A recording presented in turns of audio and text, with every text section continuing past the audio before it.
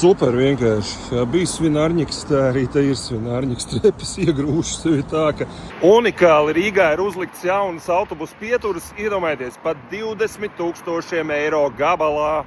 Lūk, te Purciemā un citur varam redzēt, tagad mums ir šāda moderna pietura pa 20,000 eiro gabalā. Nu, redziet, te tagad norobežots, jo viņi uzlikuši stiklus, izrādās kaut kādus laikam bija nepareizos, kas sasprāgt, var jau pārāk stipri tur pieskrūvēt. Kas tur?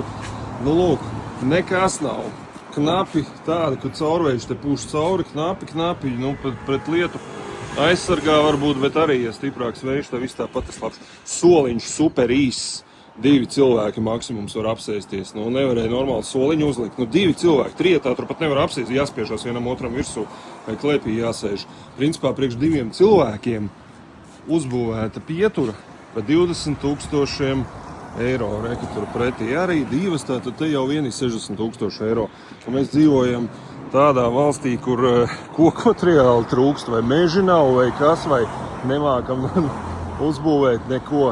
Nē, nu, 20,000 eiro. Viena parasta pieturiņa nojumīta. Un pats labākais jau, ka iepriekšējais vecās nojauca nost, lai var šādi te, nu, kas tas pa biznesu mums te sanāk.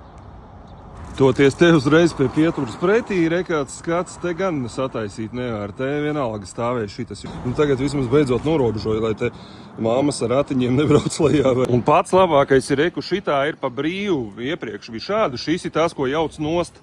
Tātad šīs bija bezmaksas. Te bija, reku, līgums ar to reklāmas firmu, ka viņi uzbūvē pieturas, paši par to viņi var te reklamēties. Lūk, šīs tagad jauc nost, kas tagad neko Rīgai neizmaksā, kas varētu stāvēt vēl un tikpat funkcionāls. Nu labi, te arī soliņš mazs, te arī knapi trietā var iespiesties. Lūk, šīs jauc nost un būvē vietā pa 20,000, principā tādas pašas unikāls bizneses, ne? Mani sauc Rudolfs Brēmanis, pievienojieties šim te profilam, nu pafilmēsim vēl Purčiku arī.